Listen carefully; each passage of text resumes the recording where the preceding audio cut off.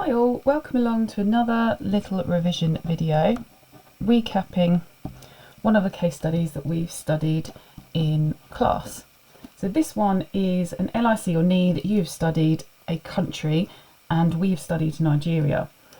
So this is a case study, so it's quite a few weeks worth of work. We'll begin with roughly drawing the outline of the country and picking out some of the key human and physical features. So this represents the river Niger leading down to the Niger Delta in the south. A couple of major cities to be aware of that we will mention and that we've studied is Lagos on the coast, and in the centre we have Abuja, and that's the capital. So that's some major features to do with Nigeria. Location, it's in Western Africa, and let's think about some of its cultural features. Now there are two major religions, and that is Christianity and, excuse my lovely symbols here, and Islam, which is what these are supposed to represent. But it's actually much more ethnically diverse than this. We have over 500 different ethnic groups, and these are all supposed to be little smiley faces in my 500. So over 500 different ethnic groups, which leads to great diversity and variety in the country, which is awesome. So another area we need to be aware of is the importance of this country. Now, in Nigeria, there is a very large agricultural output, which I'm going to represent by my tractor here. Clearly, this is what tractors look like. So massive wheel in the back of our tractor. So in terms of farming output, it produces the most farming output in terms of crops and reared animals than any other country in Africa. So clearly very important for trade, source of food for immediate African countries, and exporting internationally beyond the African continent as well. It is an extremely populous country. The population growth rate is coming down slowly, the fertility rate is dropping, but nevertheless it is a large population which provides lots of workers.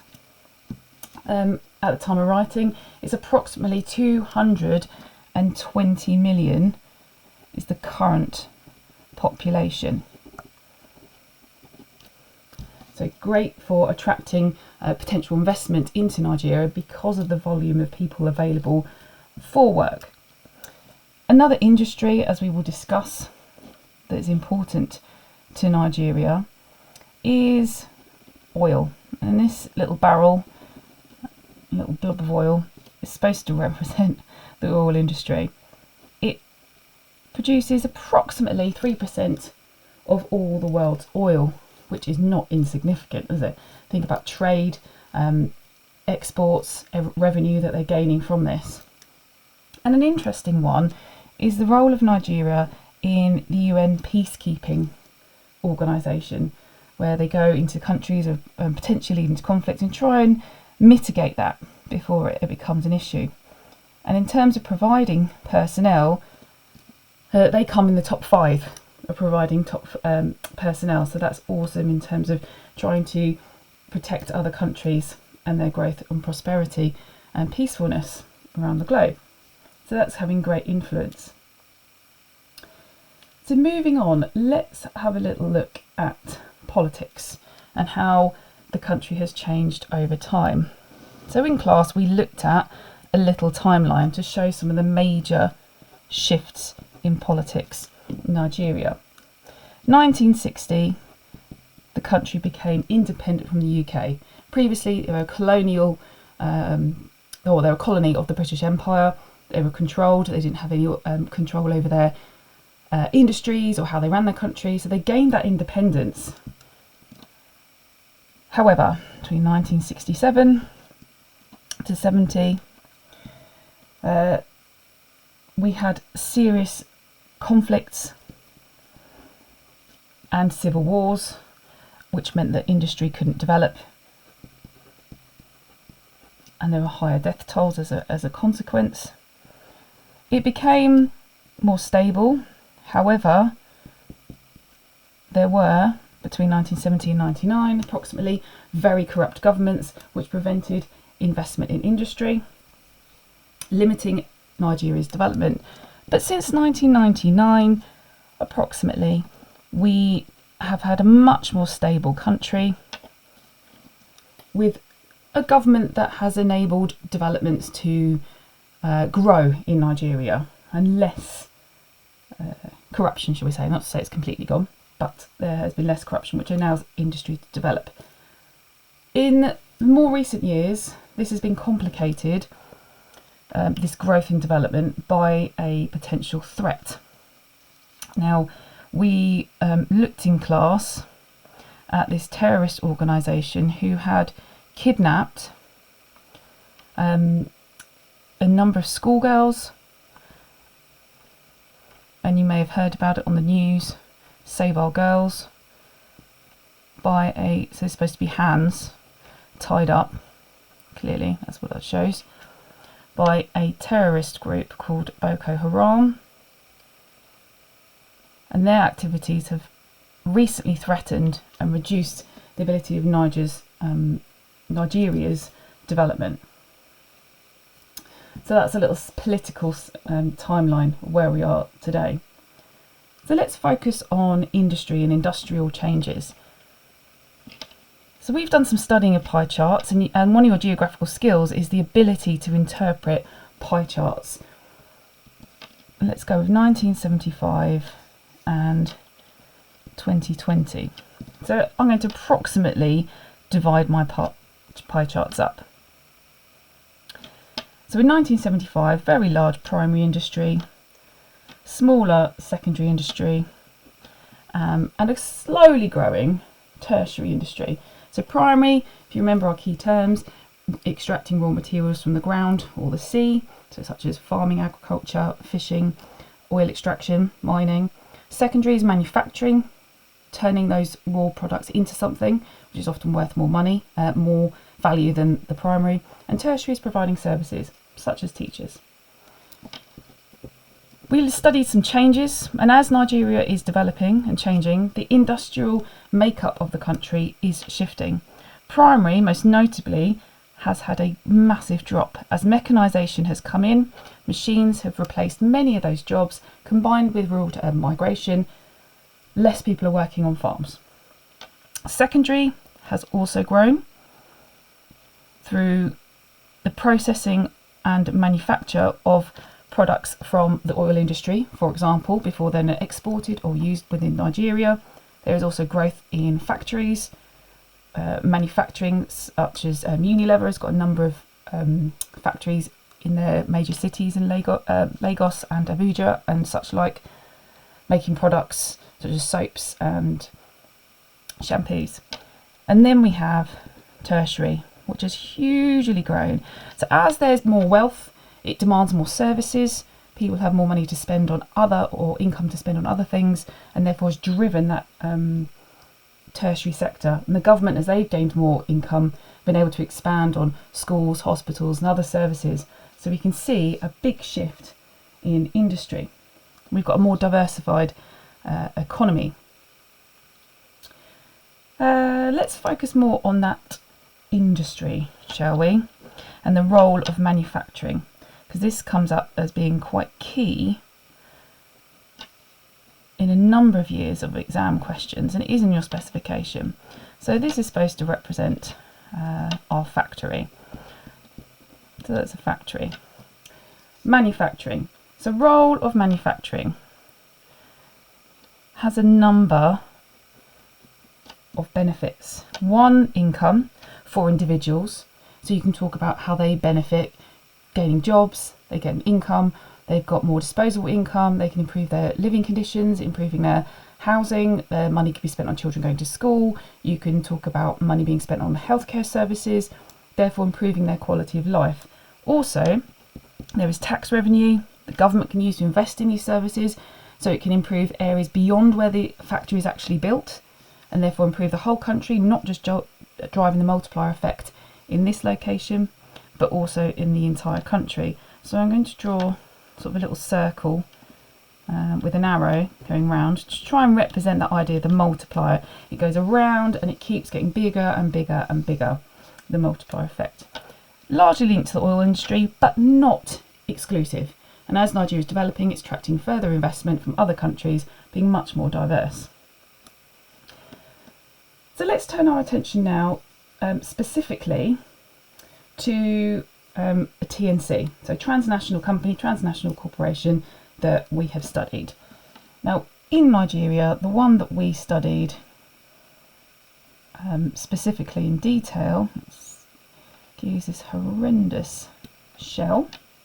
This is supposed to represent their logo, which doesn't look very much like it. Now we assess this, and this is quite a common question to come up in your exams, the benefits and the drawbacks or positives, negatives that this TNC can bring to Nigeria, and you need to be able to expand on those points. Now directly, it's about, depends where you read, about 65,000 direct jobs where people are employed directly by Shell in their operations, in extracting, drilling the oil, working the offices, manufacturing products from that crude oil. So that's where your secondary comes in as well.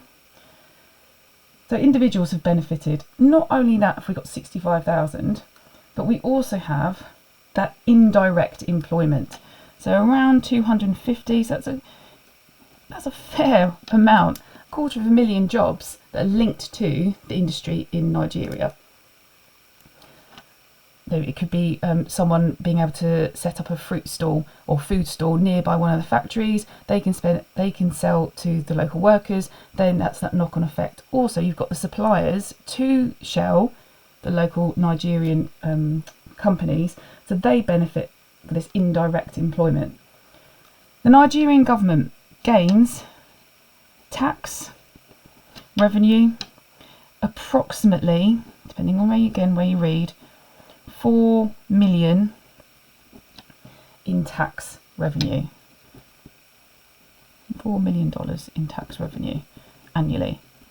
So that, as we've already talked about, can be invested in improving services and helping the country develop.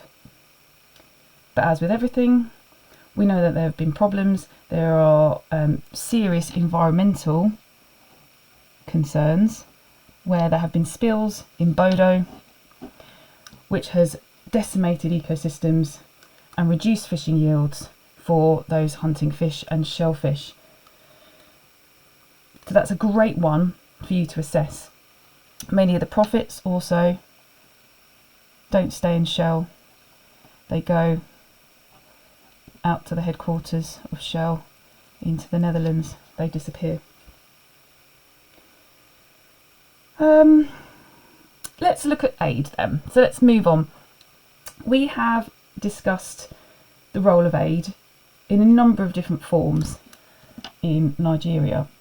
One of the really interesting ones, which does link to industry and investment as well, if you want to use that as investment as well as, we argued, it was a form of tied or bilateral aid, is the interest of China in Nigeria. They have funded a number of infrastructure improvement projects in Nigeria. This is supposed to represent the train, clearly. Horrendous looking train, but let's move on. So we've got this, what we call tied aid or bilateral aid, where this train line from Lagos to Abuja has been built by China in exchange for preferential rates in the copper that is produced in copper mines in Nigeria. So that China has provided this aid, this infrastructure development, which helps Nigeria develop, enables better communications and transport, moves people around and goods around, enabling further development. However, as some can argue on the other hand, it limits potential extension of Nigeria's development because they cannot get the full income, potentially market value of the copper. But this impact is a much larger scale, affects a larger area, so that's great positive impact of aid in Nigeria. We then looked at two smaller scale examples of arguably what we would call appropriate small scale technology. One of those things was solar cookers. Small scale, simple technology that those in the rural areas, the poorest of the poor, can use and effectively improve their quality of life. So solar cookers are amazing for helping to improve life expectancy, because not only do they allow people to cook food using the power of the sun, which is free, therefore they don't have to collect firewood, etc. It is purified water, they can pasteurise, sterilise water, and therefore this has helped increase life expectancy average across Nigeria to the current 55 average years. This is only suitable in the northern areas of Nigeria where it is drier. In the further south you go, there is more rainy seasons, therefore this is not a reliable aid project. One that we did look at that can be used across rural Nigeria is the role of water aid, where they have enabled improvement in access to water. So we've got a well here, and wells have been dug, or pump wells, so people can use this technology by hand. You push the pump down, it goes down into the aquifer underground where water is stored in the porous rocks, and the people can access that and use it everyday life. They've also been educated on how to look after their hygiene. So I'll draw a little hand on there. Teaching people that washing your hands after going to the toilet, for example, helps stop spreading germs. So this also has added to improving life expectancy, because Nigeria needs aid, even though it's rapidly developing and life is improving. 60% of the population live on less than $1. What's that way, isn't it? Less than. There we go. Less than $1 a day.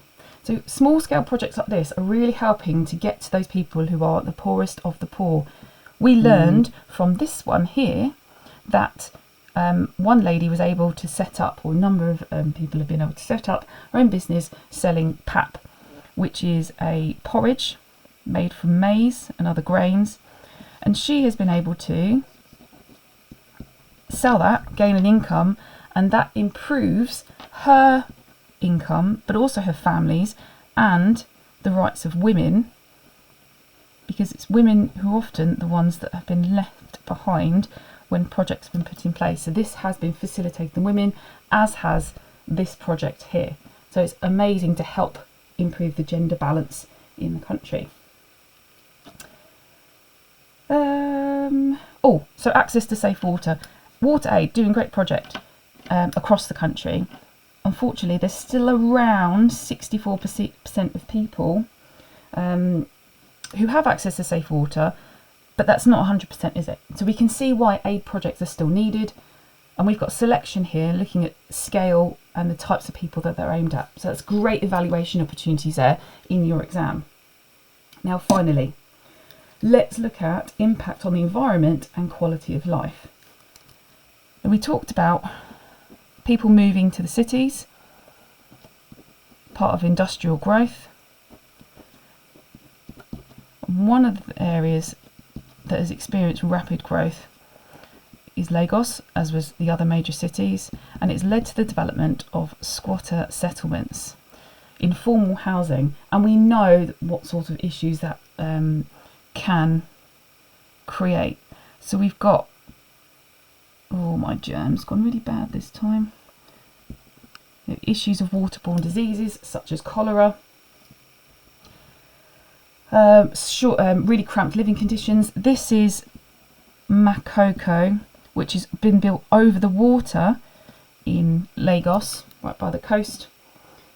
And they've got very difficult, challenging living conditions. So as a result of the growth in Nigeria, this has happened. And there's lots that you could potentially discuss there as negative impacts. The factories in Lagos have added to very poor air quality.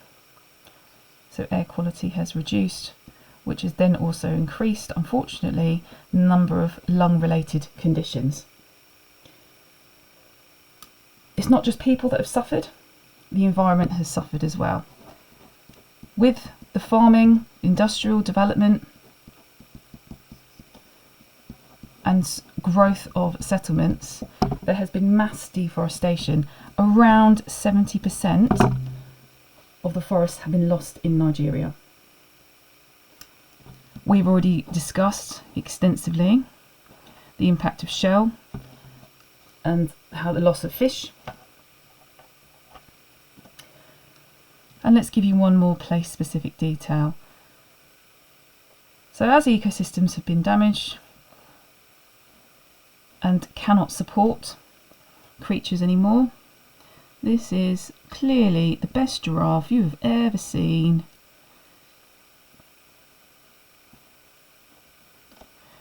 Giraffes have been wiped out from Nigeria.